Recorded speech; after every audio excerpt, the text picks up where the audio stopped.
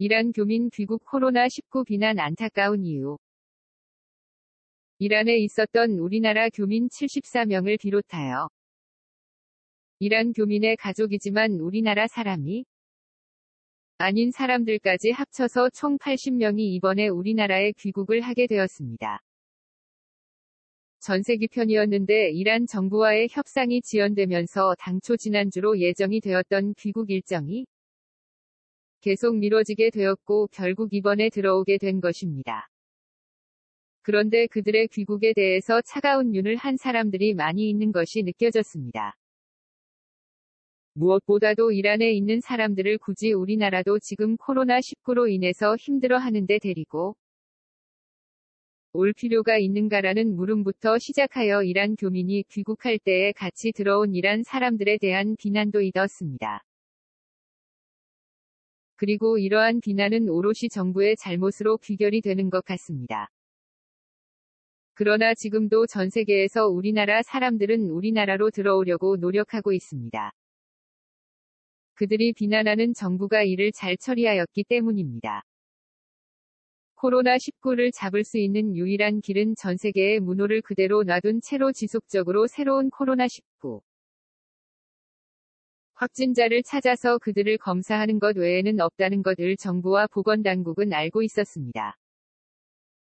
그러한 측면에서 우리나라 사람들이기에 그리고 그들의 가족이기에 이란 교민을 전세기편으로 귀국을 시킬 수밖에 없었고 그들을 우리나라 사람이기에 안을 수밖에 없었습니다.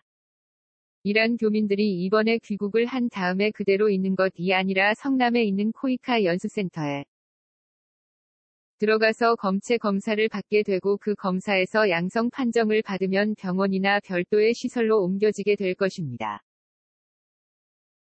그러나 다행스럽게도 음성을 받게 된다고 하더라도 이란 교민은 귀국한 즉시 최소 2주 최대 3주까지 자가 격리에 들어가게 될 것입니다.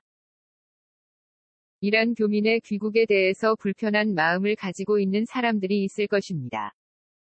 코로나19가 전 세계에 횡행하고 있기 때문에 다른 나라에 있는 사람들을 우리나라에 들여오는 것 자체만으로도 비판해 하고 싶은 사람들도 있을 것입니다. 그러나 봉쇄가 답이 아니라 철저한 방역과 검역으로 들어오는 모든 사람들을 확인하고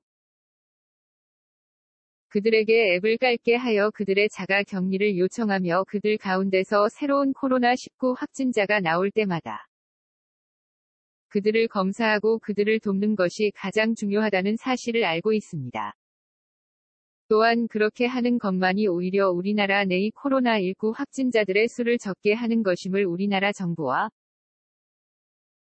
보건당국이 지금까지의 경험을 통해서 알고 있기에 절대로 해외에서 오는 우리나라 교민들 그리고 유학생들을 막지 않을 것이며 그들을 버리지 않을 것입니다. 이란 교민들이 그 가족과 함께 전세기편으로 돌아오게 하였던 것처럼 말입니다. 아직까지 우리나라 정부와 보건당국 그리고 의료진과 국민 모두는 선전하고 이후에도 그럴 것입니다.